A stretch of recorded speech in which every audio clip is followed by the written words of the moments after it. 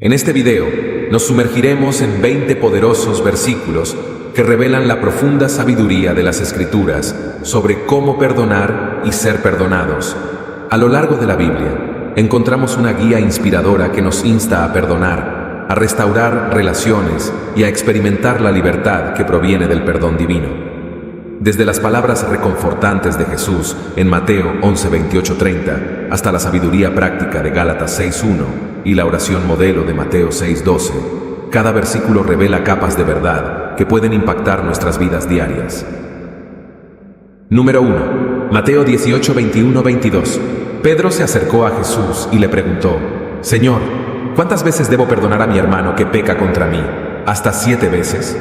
Jesús le respondió: No te digo hasta 7 veces, sino hasta 70 veces 7. Este pasaje en el Evangelio de Mateo captura un diálogo entre Pedro y Jesús que destaca la enseñanza fundamental sobre el perdón. Pedro, tratando de mostrar una generosidad considerable, propone la idea de perdonar hasta 7 veces, un número que se consideraba grande y simbólicamente completo en la tradición judía. Sin embargo, Jesús responde con una instrucción que va mucho más allá de cualquier límite humano. No te digo hasta 7 veces, sino hasta 70 veces 7. La elección de la frase 70 veces 7 no es accidental. En la cultura judía, el número 7 representa la perfección y la totalidad, y multiplicarlo por 10 sugiere un llamado a una generosidad infinita. Jesús no está imponiendo una cuenta literal de 490 veces, sino que usa una expresión hiperbólica para subrayar la idea de un perdón ilimitado. Jesús desafía la mentalidad limitada de Pedro, instándolo a trascender las restricciones convencionales del perdón. La expresión 70 veces 7 enfatiza la necesidad de un perdón que no esté atado a restricciones cuantitativas. Más bien, el perdón debe ser otorgado sin límites, sin importar cuántas veces se repita la ofensa. La instrucción de Jesús no solo establece un estándar elevado para la conducta humana, sino que también refleja la inmensidad del perdón que Dios nos otorga. Así como Dios extiende su perdón de manera abundante y sin medida, Jesús llama a sus seguidores a imitar esa misma gracia divina al perdonar a los demás. En la cultura de la época, la idea de perdonar repetidamente iba más allá de lo que se consideraba justo.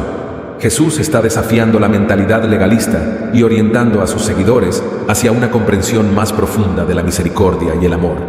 Al instar a perdonar innumerables veces, Jesús sugiere la necesidad de romper el ciclo de resentimiento y venganza. El perdón constante impide que la amargura y el rencor se arraiguen en el corazón, permitiendo así que la paz y el amor prevalezcan. Número 2. Colosenses 3:13. Soportaos unos a otros y perdonaos unos a otros, si alguno tiene queja contra otro. Así como Cristo os perdonó, así también hacedlo vosotros. Este versículo en la carta a los Colosenses ofrece una perspectiva adicional sobre el perdón al vincularlo directamente con el perdón que Cristo nos ha otorgado. Aquí, el apóstol Pablo alienta a la comunidad cristiana a practicar la tolerancia y a perdonarse mutuamente, tomando como ejemplo el perdón divino de Cristo. El versículo comienza con la exhortación de soportaos unos a otros. Esta frase implica la necesidad de tolerancia y paciencia en las relaciones interpersonales dentro de la comunidad cristiana. La vida en comunidad puede presentar desafíos, pero la exhortación es a mantener la armonía y a ser pacientes unos con otros. La segunda parte del versículo aborda directamente el tema del perdón. Y perdonaos unos a otros, si alguno tiene queja contra otro. Aquí se destaca la idea de que las ofensas y las quejas son inevitables en cualquier comunidad, pero la respuesta cristiana es el perdón. Este acto de perdón no solo libera al ofensor, sino que también promueve la sanación y la unidad dentro de la comunidad. La clave para entender la magnitud del perdón se encuentra en la última parte del versículo. Así como Cristo os perdonó, así también hacedlo vosotros. Aquí se establece un estándar elevado al recordar a los creyentes que el perdón divino, ofrecido a través del sacrificio de Cristo en la cruz, debe ser el modelo para su propia práctica del perdón. La referencia al perdón de Cristo implica el sacrificio redentor en la cruz, donde Jesús dio su vida para perdonar los pecados de la humanidad. Este acto sacrificial no solo es un recordatorio del amor incondicional de Dios, sino que también sirve como inspiración para que los creyentes reflejen ese amor a través del perdón mutuo. La palabra así destaca la continuidad del perdón.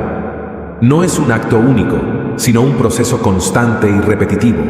Del mismo modo en que Cristo nos perdona continuamente, se espera que los creyentes practiquen un perdón constante hacia los demás en la comunidad. Número 3. Efesios 4:32. Antes sed benignos unos con otros, misericordiosos, perdónense unos a otros, así como Dios también os perdonó en Cristo. Este versículo de Efesios proporciona una guía clara para la conducta de los creyentes, resaltando la importancia del perdón, basado en la acción redentora de Dios a través de Cristo. El versículo comienza con un llamado a la benignidad y la misericordia. Ser benigno implica ser amable y mostrar bondad, mientras que la misericordia involucra la compasión y el perdón. Estos atributos son esenciales en las relaciones cristianas, estableciendo un tono de comprensión y compasión en la comunidad. La segunda parte del versículo se centra directamente en el perdón. Perdónense unos a otros. Aquí se destaca la acción de perdonar como una parte integral de la vida cristiana. La palabra perdón implica soltar, liberar y absolver, indicando que los creyentes deben liberar a otros de las ofensas, siguiendo el ejemplo de Cristo. La instrucción clave está en la última parte del versículo. Así como Dios también os perdonó en Cristo. Aquí se establece el fundamento para el perdón cristiano. Dios, a través de la obra redentora de Cristo en la cruz, ha perdonado los pecados de los creyentes. El llamado es a imitar ese perdón divino al relacionarse con los demás. Al enfocarse en el perdón de Dios en Cristo, el versículo destaca la magnitud del perdón divino. Dios no perdona superficialmente, sino que ofrece un perdón completo y redentor. Los creyentes son llamados a reflejar esa misma generosidad en sus relaciones interpersonales. El llamado al perdón se presenta como una respuesta a la gracia recibida. Los creyentes han experimentado el perdón divino a través de Cristo, y el versículo sugiere que este regalo debe traducirse en un estilo de vida caracterizado por el perdón hacia los demás. En conjunto, el versículo aboga por la construcción de una comunidad cristiana fundamentada en la benignidad, la misericordia y el perdón. Al perdonarse mutuamente, los creyentes contribuyen a la creación de un ambiente donde la gracia divina se refleja en las relaciones humanas. Número 4. Lucas 17:3-4. Tened cuidado, si tu hermano peca, reprende su falta, y si se arrepiente, perdónale. Aun si peca contra ti 7 veces en un día, y 7 veces vuelve a ti diciendo, me arrepiento, le perdonarás. Este pasaje de Lucas aborda la dinámica del perdón en las relaciones interpersonales dentro de la comunidad cristiana. El versículo comienza con una advertencia de Jesús. Tened cuidado. Esta expresión subraya la seriedad del asunto que está a punto de abordar. Jesús está instando a sus seguidores a prestar atención a cómo manejan las ofensas y el perdón en sus relaciones. Jesús instruye, si tu hermano peca, reprende su falta. Aquí se destaca la importancia de la corrección fraterna en la comunidad cristiana. La intención es restaurar al hermano que ha errado, no para condenar, sino para ayudarle a reconocer y rectificar su conducta. Después de la corrección, Jesús dice, y si se arrepiente, perdónale. Aquí se subraya la relación intrínseca entre la corrección y el arrepentimiento. El perdón no es unilateral, implica una respuesta genuina de arrepentimiento por parte del ofensor. Jesús lleva la enseñanza un paso más allá, al ilustrar la generosidad del perdón. Aun si peca contra ti 7 veces en un día, y 7 veces vuelve a ti diciendo, me arrepiento, le perdonarás. La repetición del número 7 enfatiza la idea de una generosidad ilimitada en el perdón. La situación hipotética de que alguien peque contra ti 7 veces en un día resalta el desafío de perdonar repetidamente. Este escenario extremo destaca la necesidad de una disposición constante hacia la gracia y la misericordia. En este pasaje, Jesús está presentando a sus seguidores un modelo de perdón que refleja la paciencia y la disposición de Dios para perdonarnos repetidamente cuando nos arrepentimos. Al instruir a perdonar 7 veces, Jesús sugiere una actitud constante de perdón que imita el amor divino.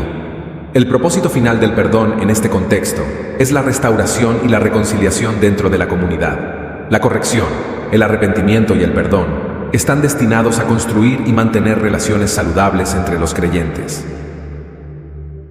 Número 5. Proverbios 19:11. La prudencia del hombre le hace paciente, y su gloria es pasar por alto una ofensa. Este versículo en el libro de Proverbios ofrece una perspectiva sabia sobre la paciencia y la capacidad de pasar por alto las ofensas, resaltando la relación entre la prudencia y la gloria, que proviene de no responder impulsivamente ante las provocaciones. El versículo comienza con la afirmación de que la prudencia del hombre le hace paciente. Aquí, la prudencia se presenta como una cualidad valiosa que lleva a la paciencia. La persona sabia y reflexiva no reacciona impulsivamente ante las provocaciones, sino que muestra paciencia en su respuesta. La segunda parte del versículo declara que su gloria es pasar por alto una ofensa. Esto implica que la verdadera grandeza y honor provienen de la capacidad de no tomar represalias ante las ofensas. En lugar de buscar venganza o confrontación, la gloria del individuo radica en la habilidad de pasar por alto la ofensa. La conexión entre prudencia y paciencia sugiere que la paciencia no es simplemente una respuesta pasiva, sino una elección consciente basada en la sabiduría. La paciencia permite una evaluación tranquila de la situación y evita respuestas impulsivas que podrían empeorar la situación. La capacidad de pasar por alto una ofensa también está vinculada al autocontrol emocional. La prudencia impulsa al individuo a manejar las emociones de manera saludable, evitando que las reacciones impulsivas tomen el control. Este versículo sugiere que la paciencia y la capacidad de pasar por alto ofensas contribuyen a la construcción de relaciones saludables. Al no responder con ira o resentimiento, se fomenta un ambiente de respeto mutuo y se evita la escalada de conflictos. La enseñanza de pasar por alto una ofensa encuentra resonancia en la Biblia a través de ejemplos como el perdón divino y la paciencia de Jesucristo ante las provocaciones. Los creyentes son llamados a reflejar estas virtudes en sus propias vidas. Al glorificar la capacidad de pasar por alto una ofensa, el versículo enfatiza la importancia de buscar la paz y la reconciliación en lugar de alimentar conflictos. La gloria se encuentra en contribuir a la armonía y la unidad en las relaciones. Número 6. Salmos 80 y 6:5. Pues tú, Señor, eres bueno y perdonador, grande es tu misericordia para con todos los que te invocan. Este versículo del Salmo 86 es un testimonio poético de la bondad, el perdón y la misericordia de Dios. Proporciona una visión profundamente reconfortante de la naturaleza divina, resaltando cómo Dios responde a aquellos que lo invocan con un corazón arrepentido y necesitado. El versículo comienza afirmando la bondad de Dios. La bondad divina implica un carácter intrínsecamente positivo, compasivo y benevolente. Es una cualidad que revela la disposición de Dios para hacer el bien a sus criaturas. La segunda parte del versículo declara que Dios es perdonador. Aquí se destaca la capacidad divina de perdonar. Este atributo se conecta directamente con la respuesta de Dios hacia aquellos que se acercan a Él en arrepentimiento. La disposición de perdonar refleja la misericordia y la gracia divinas. El versículo continúa describiendo la magnitud de la misericordia de Dios como grande. Esta palabra enfatiza la abundancia y la generosidad de la misericordia divina. La misericordia de Dios no es limitada o escasa, es amplia y disponible para todos. La última parte del versículo establece una conexión importante, para con todos los que te invocan. Aquí se subraya que la misericordia de Dios responde a aquellos que lo buscan y lo invocan en oración. La invocación implica una actitud humilde de reconocimiento de la necesidad de Dios y de dependencia de su gracia. Este versículo resalta la relación personal que se puede tener con Dios a través de la invocación. El perdón y la misericordia divina están disponibles para todos, pero la iniciativa de invocar a Dios establece una conexión personal y activa con el Creador. Este pasaje ofrece consuelo y esperanza a aquellos que buscan el perdón y la misericordia. La promesa de la misericordia divina se convierte en un fundamento seguro para encontrar consuelo en medio de la necesidad y la imperfección humanas. La inclusión de la frase para con todos enfatiza la universalidad de la misericordia divina. No hay restricciones basadas en la gravedad de los pecados o el historial. La misericordia de Dios está disponible para todos los que lo buscan sinceramente. Número 7. Romanos 12, 17, 21. No paguéis a nadie mal por mal. Procurad lo bueno delante de todos los hombres. No os venguéis vosotros mismos, amados míos, sino dejad lugar a la ira de Dios. Este pasaje de la carta a los romanos presenta un enfoque radical sobre cómo los creyentes deben responder a las ofensas y las adversidades. El apóstol Pablo exhorta a la comunidad cristiana a adoptar una actitud que refleje el amor y la gracia de Dios, incluso en medio de la injusticia. El versículo comienza con la instrucción clara de no pagar mal por mal. La venganza es contraproducente en la perspectiva cristiana. En lugar de responder con odio o represalia, se nos llama a buscar el bien, incluso cuando somos tratados injustamente. La siguiente parte del versículo destaca la importancia de procurar lo bueno delante de todos los hombres. Este llamado va más allá de evitar la venganza. Implica activamente buscar oportunidades para hacer el bien y promover la paz, incluso frente a aquellos que nos han hecho mal. El pasaje continúa advirtiendo contra la venganza personal. No os venguéis vosotros mismos. Pablo destaca que la venganza no es el papel de los creyentes. Al confiar en Dios como el verdadero juez, se nos exhorta a dejar la justicia en sus manos, en lugar de buscar represalias por cuenta propia. La frase «dejad lugar a la ira de Dios» sugiere que al abstenerse de buscar venganza, los creyentes permiten que Dios sea el juez de las acciones injustas. Esta es una expresión de confianza en la justicia divina y en la creencia de que Dios es capaz de hacer justicia mejor que nosotros. El versículo 20 presenta una imagen impactante. Antes, si tu enemigo tiene hambre, dale de comer. Si tiene sed, dale de beber. Este consejo radical destaca la idea de superar el mal con el bien. Es un llamado a la compasión, incluso hacia aquellos que nos han tratado mal. La conclusión del pasaje enfatiza la victoria sobre el mal a través del bien. No seas vencido por el mal, sino vence con el bien el mal. Aquí se presenta la idea de que responder al mal con bondad y amor es una forma poderosa de vencer la maldad y cultivar la paz. Este pasaje refleja el ejemplo de Jesucristo, quien, en medio de la persecución y el sufrimiento, no buscó venganza, sino que respondió con amor y perdón. Los creyentes son llamados a imitar este modelo en sus propias vidas. Número 8. Mateo 6, 14, 15. Porque si perdonáis a los hombres sus ofensas, os perdonará también a vosotros vuestro Padre Celestial. Pero si no perdonáis a los hombres, tampoco vuestro Padre os perdonará vuestras ofensas. Este pasaje de Mateo 6, 14, 15 se encuentra dentro del Sermón del Monte, donde Jesús enseña principios fundamentales para la vida cristiana. Jesús establece un principio claro: porque si perdonáis a los hombres sus ofensas. Aquí, el acto de perdonar a otros es presentado como una condición para recibir el perdón divino. Este principio refleja la reciprocidad en las relaciones, destacando la conexión entre cómo tratamos a los demás y cómo Dios nos trata. La enseñanza de Jesús aborda tanto la dimensión vertical, nuestra relación con Dios, como la horizontal, nuestras relaciones con los demás. La idea es que el perdón experimentado y demostrado en nuestras relaciones humanas está vinculado al perdón que recibimos de Dios. Jesús conecta directamente el perdón humano con la actitud de Dios. Os perdonará también a vosotros vuestro Padre Celestial. Aquí, el perdón de Dios está condicionado a nuestra disposición para perdonar a los demás. Esta conexión refleja el deseo de Dios de ver reflejado su carácter en nuestras vidas y relaciones. Jesús presenta una advertencia seria: pero si no perdonáis a los hombres, tampoco vuestro Padre os perdonará vuestras ofensas. Esta declaración resalta la gravedad de retener el perdón hacia los demás. No perdonar puede obstaculizar nuestra relación con Dios y la experiencia de su perdón hacia nosotros. El uso del presente continuo en si perdonáis y no perdonáis sugiere que el perdón es una actitud continua y no un evento único. Jesús está enfatizando la importancia de mantener una disposición constante de perdón en nuestras interacciones diarias.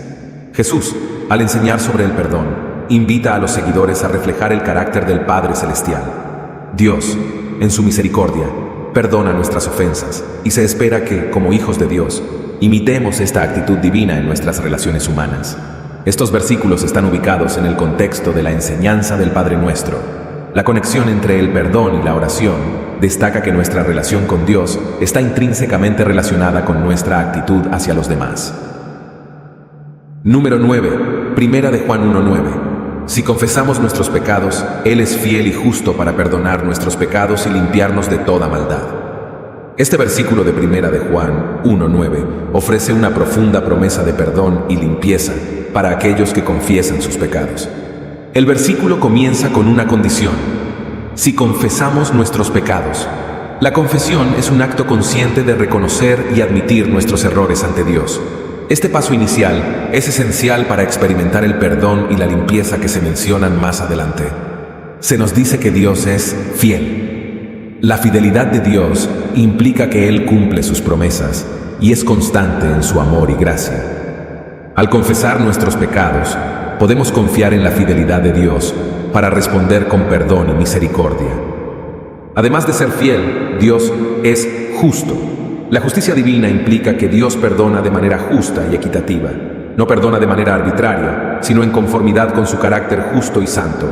El versículo promete que si confesamos nuestros pecados, Dios es fiel y justo para perdonar nuestros pecados. Este perdón no se basa en nuestros méritos, sino en la fidelidad y justicia de Dios. Es un acto de gracia que fluye de la naturaleza misma de Dios. La promesa continúa con la limpieza de toda maldad. La confesión no solo conduce al perdón, sino también a una transformación interior. Dios no solo borra nuestros pecados, sino que nos purifica y nos libera de la contaminación del mal. Este versículo destaca la naturaleza relacional de la confesión y el perdón. Al confesar nuestros pecados, no solo buscamos la remisión de la culpa, sino también una restauración de la relación con Dios. La confesión es un medio de acercarnos a Él y experimentar su amor restaurador. Primera de Juan 1:9. No solo es relevante en el momento de la conversión, sino a lo largo de la vida del creyente. La confesión y el perdón son procesos continuos que permiten una relación constante y restaurada con Dios. Número 10. Mateo 5:7. Bienaventurados los misericordiosos, porque ellos alcanzarán misericordia. Este versículo forma parte de las bienaventuranzas, las enseñanzas de Jesús en el Sermón del Monte, que describen las características del reino de los cielos. Jesús comienza proclamando la bienaventuranza de los misericordiosos. Esta es una declaración poderosa, destacando la bendición y la felicidad divina sobre aquellos que practican la misericordia. La misericordia es más que un acto, es una disposición de corazón que busca compasión y perdón hacia los demás. La bienaventuranza no es solo un estado de ser, sino un llamado a la acción. Ser misericordioso implica mostrar compasión práctica, perdonar a aquellos que nos han ofendido y tratar a los demás con amabilidad y comprensión, independientemente de sus acciones. La segunda parte del versículo establece un principio profundo, porque ellos alcanzarán misericordia. Este principio refleja la reciprocidad divina. Aquellos que son misericordiosos experimentarán la misericordia de Dios en sus propias vidas. La actitud que mostramos hacia los demás tiene un impacto directo en cómo experimentamos la gracia divina. Este versículo resalta la importancia de la misericordia como un valor central en el reino de los cielos. La disposición de mostrar misericordia no solo es un acto aislado, sino una actitud continua que refleja la naturaleza de Dios y su deseo de reconciliación y restauración. Ser misericordioso se opone directamente a la venganza y al deseo de represalia. En lugar de buscar la retribución, los misericordiosos buscan la restauración y el bienestar de los demás. Este enfoque contrasta con las actitudes típicas del mundo y refleja la radicalidad del amor de Cristo. Practicar la misericordia también es un indicador de crecimiento espiritual. A medida que los creyentes se sumergen en la misericordia, se asemejan más a la imagen de Cristo y participan activamente en la extensión del reino de los cielos en la tierra. Jesús enseña este principio basándose en el modelo de la misericordia de Dios. Al vivir una vida misericordiosa, los seguidores de Cristo reflejan la naturaleza divina y participan en la obra redentora de Dios en el mundo. Número 11. Lucas 6:36. Sed pues misericordiosos, como también vuestro Padre es misericordioso. Este versículo de Lucas 6:36 presenta una enseñanza directa de Jesús sobre la importancia de la misericordia en la vida de los seguidores de Cristo. Jesús comienza con una clara exhortación. Sed, pues, misericordiosos. Esta no es una sugerencia, sino una llamada directa a la acción. Los seguidores de Jesús son instados a adoptar la actitud y práctica de la misericordia en sus vidas diarias. La segunda parte del versículo establece el estándar de referencia, como también vuestro Padre es misericordioso. Jesús presenta a Dios como el modelo supremo de misericordia. Los creyentes deben buscar imitar la compasión y el perdón divino en sus interacciones con los demás. Al afirmar que Dios es misericordioso, Jesús destaca un atributo fundamental del carácter divino. La misericordia de Dios implica compasión, perdón y gracia. Este atributo se encuentra a lo largo de toda la Escritura y es central en la obra redentora de Dios. La instrucción de ser misericordiosos apunta a la imitación del carácter de Dios. Los creyentes son llamados a reflejar la misericordia divina en sus relaciones, decisiones y actitudes. Este llamado va más allá de acciones específicas. Implica una transformación del corazón para ser como el Padre Celestial. Ser misericordioso no se limita a sentir compasión. Implica actuar en consecuencia. Esto incluye perdonar a aquellos que nos han ofendido, mostrar compasión hacia los necesitados y tratar a los demás con bondad y paciencia. La misericordia se manifiesta en acciones concretas. El llamado a la misericordia no es temporal, es constante. Jesús está instando a una actitud continua de compasión y perdón. La misericordia no es solo una respuesta a situaciones específicas, sino un estilo de vida arraigado en la relación con Dios. La práctica de la misericordia se convierte en un testimonio poderoso del amor de Dios en la vida de los creyentes. Mientras imitan la misericordia divina, los seguidores de Cristo son instrumentos para revelar la gracia de Dios al mundo. Número 12. Efesios 1:7. En Él tenemos redención mediante su sangre, el perdón de nuestros pecados, según las riquezas de su gracia. Este versículo en Efesios encapsula un mensaje central del Evangelio, enfocándose en la obra redentora de Jesucristo y el perdón de los pecados a través de la gracia divina. El versículo comienza declarando que en Él tenemos redención. El en Él se refiere a Jesucristo. La redención implica ser liberado o rescatado del pecado y sus consecuencias. Aquí, la redención se presenta como una realidad que se experimenta en relación con Cristo. Se especifica que la redención se lleva a cabo mediante su sangre. Este lenguaje apunta directamente al sacrificio de Jesucristo en la cruz, donde derramó su sangre como el precio para redimir a la humanidad. La muerte de Cristo se presenta como el acto supremo de amor y redención. Una consecuencia directa de la redención es el perdón de nuestros pecados. La redención no solo nos libera del pecado, sino que también resulta en el perdón completo de nuestras transgresiones. Este perdón es posible debido al sacrificio expiatorio de Cristo, que cubre todos nuestros pecados. La frase, según las riquezas de su gracia, resalta la dimensión abundante y generosa de la gracia divina. La gracia de Dios no es escasa ni limitada, es rica y plena. La obra redentora y el perdón fluyen en abundancia a través de la gracia ilimitada de Dios. Este versículo establece una conexión intrínseca entre la redención, la sangre de Cristo y el perdón de pecados. La redención no es abstracta ni teórica, es un acto concreto que implica el derramamiento de la sangre de Cristo y culmina en el perdón liberador. La expresión "en Él tenemos" resalta la participación personal del creyente en esta realidad. La redención, el perdón y la gracia no son meramente conceptos teológicos, sino experiencias vividas por aquellos que están en una relación personal con Jesucristo. Este versículo establece la base para entender que la gracia de Dios no es un evento único, sino una corriente continua que fluye hacia aquellos que están en Cristo. La redención y el perdón son accesibles y efectivos en todo momento a través de la gracia de Dios. Número 13. Isaías 1:18. Venid luego, dice el Señor, y estemos a cuenta.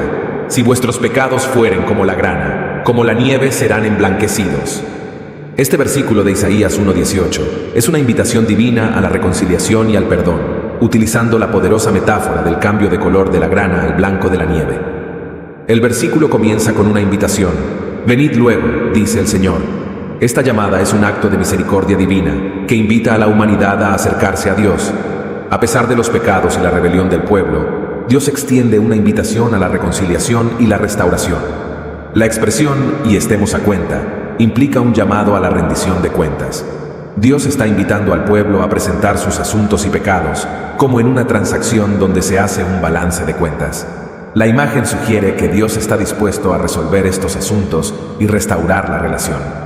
La comparación de los pecados con la grana, un colorante rojo, resalta la mancha y la intensidad del pecado.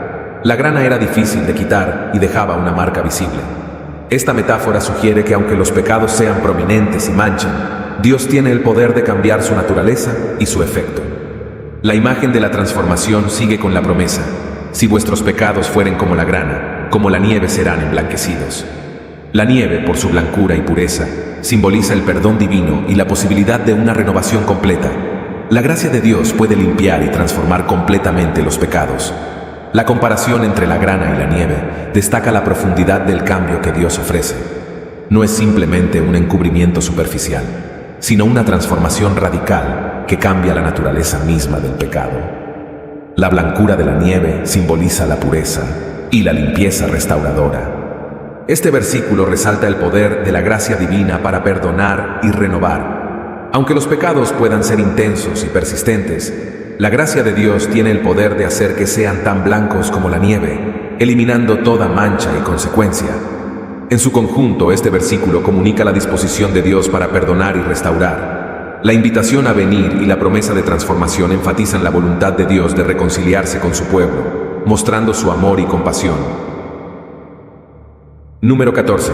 Mateo 18:15. Por tanto, si tu hermano peca contra ti, ve y repréndele estando tú y él solos. Si te oyere, has ganado a tu hermano. Este versículo de Mateo 18:15 presenta una enseñanza directa de Jesús sobre la resolución de conflictos dentro de la comunidad cristiana. Jesús comienza con una instrucción clara: por tanto, si tu hermano peca contra ti.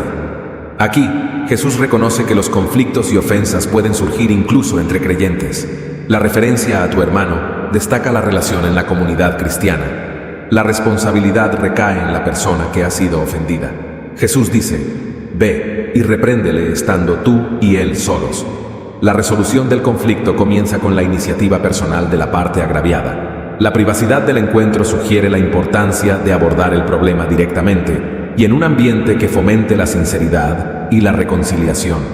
La palabra repréndele no implica simplemente señalar un error, sino corregir con la intención de restaurar y edificar. La meta no es humillar, sino ganar al hermano. La corrección constructiva busca el bienestar espiritual y la reconciliación más que la condena. Jesús sigue con la condición: si te oyere, has ganado a tu hermano.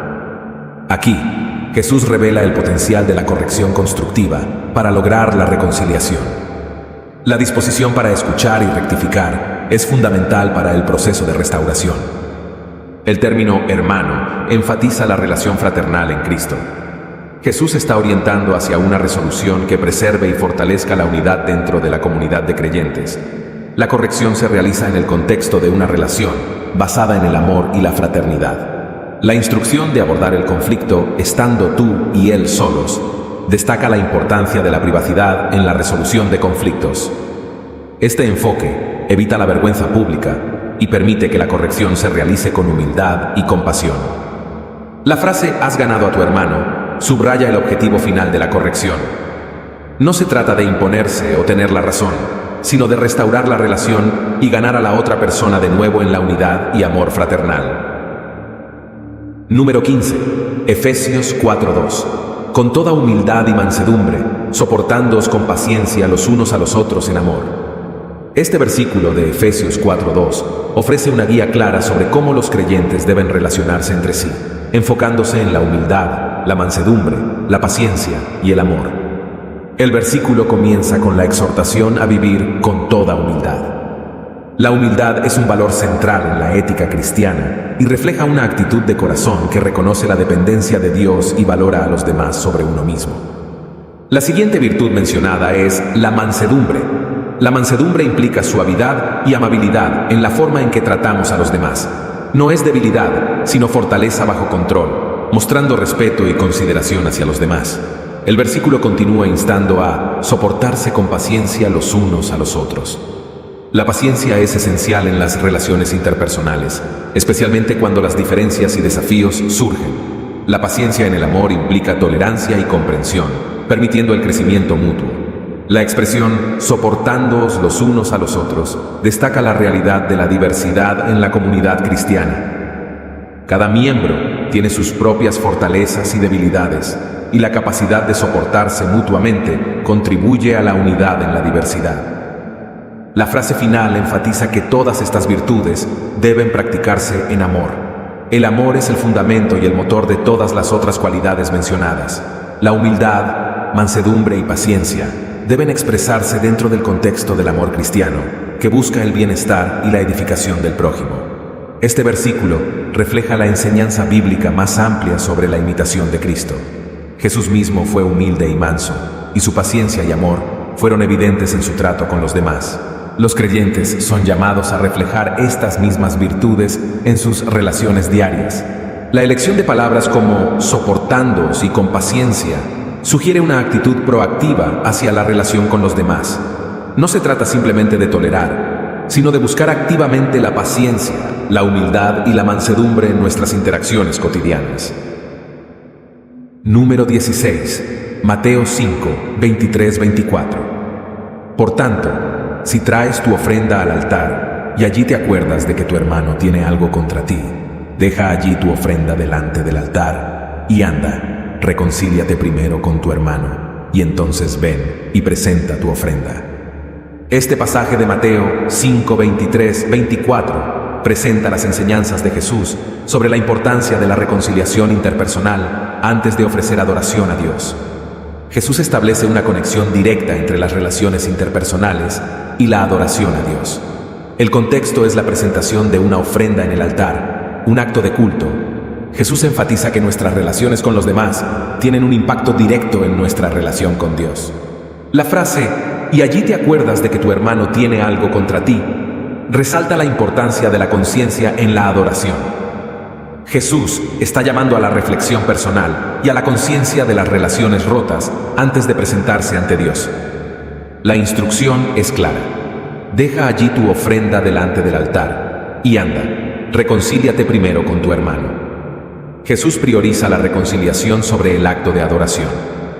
Esta prioridad subraya la importancia que Dios otorga a las relaciones justas y amorosas entre los creyentes. El término anda indica una acción personal y decidida. No se trata solo de sentir remordimiento, sino de tomar medidas concretas para corregir las relaciones fracturadas. La reconciliación requiere esfuerzo y acción. Jesús establece un mandato claro al decir, reconcíliate primero con tu hermano. La reconciliación es una prioridad urgente y necesaria. No se debe posponer ni subestimar. La unidad y la paz entre los hermanos son fundamentales en la adoración a Dios. La frase, y entonces ven y presenta tu ofrenda, destaca que la adoración no está excluida, pero debe ser sincronizada con la reconciliación. Jesús no rechaza la adoración, sino que establece un orden específico. Primero la reconciliación y luego la adoración. El término hermano resalta la dimensión comunitaria de la fe. La reconciliación no se limita a las relaciones personales, sino que se extiende a la comunidad de creyentes. La salud de la comunidad es crucial para la adoración genuina. Número 17. Primera de Pedro 3:9. No devolviendo mal por mal, ni maldición por maldición, sino por el contrario, bendiciendo, sabiendo que fuisteis llamados para que heredaseis bendición. Este versículo de Primera de Pedro 3:9 ofrece una guía clara sobre la actitud que los creyentes deben mantener, especialmente en situaciones adversas. El versículo comienza con una prohibición clara: no devolviendo mal por mal, ni maldición por maldición. La enseñanza de Pedro va más allá de la justicia retributiva y llama a los creyentes a resistir la tentación de responder con mal o maldición cuando son agraviados.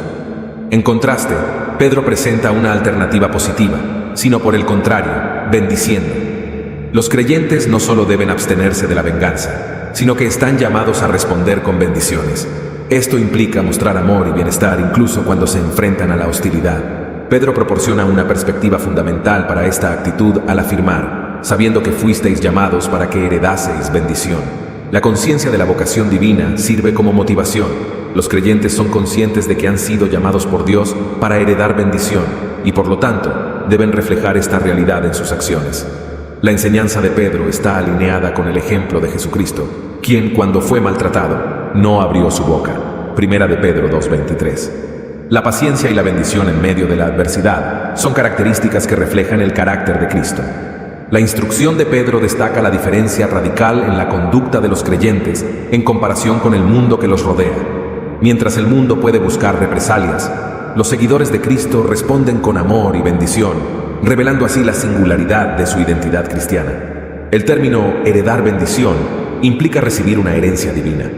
Los creyentes no solo están llamados a bendecir en respuesta a las adversidades, sino que también son destinatarios de la bendición divina. Esta herencia no solo es futura, sino que también se experimenta en la medida en que reflejan la gracia y el amor de Dios en sus vidas. Este versículo apunta a la transformación de las relaciones humanas a través de la influencia del Evangelio.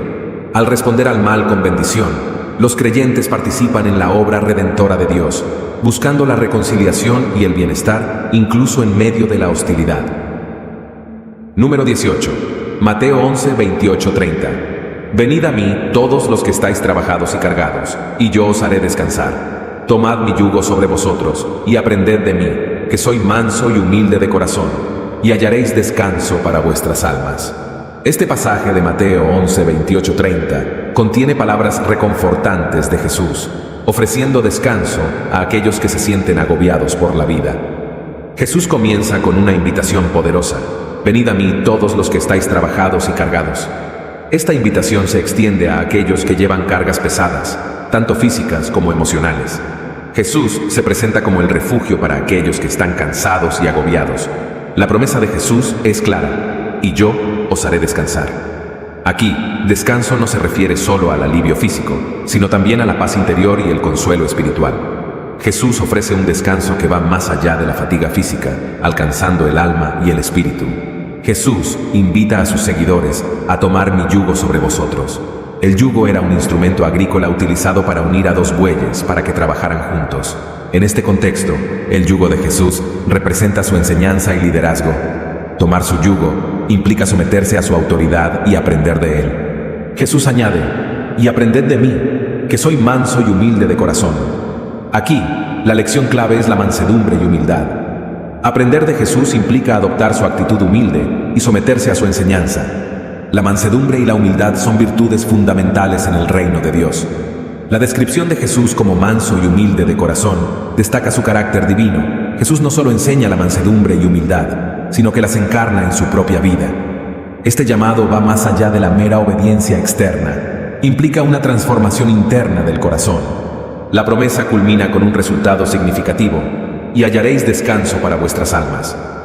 El descanso espiritual y la paz interna son el fruto de someterse a Jesús y aprender de Él. Esta promesa resuena con la idea de que el verdadero descanso proviene de una relación íntima con Cristo. Jesús dirige su llamado a todos: venid a mí todos. No hay restricciones basadas en el estatus, el pecado o la situación. La invitación es universal, abierta a todos los que buscan encontrar descanso genuino en Cristo. Número 19. Gálatas 6:1. Hermanos, si alguno fuere sorprendido en alguna falta, vosotros que sois espirituales, restauradle con espíritu de mansedumbre, considerándote a ti mismo, no sea que tú también seas tentado. Este versículo de Gálatas 6:1 presenta una instrucción clave sobre la restauración de un hermano caído en la comunidad cristiana. El término hermanos establece la conexión intrínseca entre los miembros de la comunidad cristiana. La relación fraternal es fundamental en la comprensión de cómo abordar las faltas dentro de la iglesia. La palabra sorprendido sugiere que la falta puede no ser evidente de inmediato. A veces, los hermanos pueden caer en pecado de manera inesperada o inadvertida. La sorpresa destaca la necesidad de estar alerta y compasivo hacia los demás.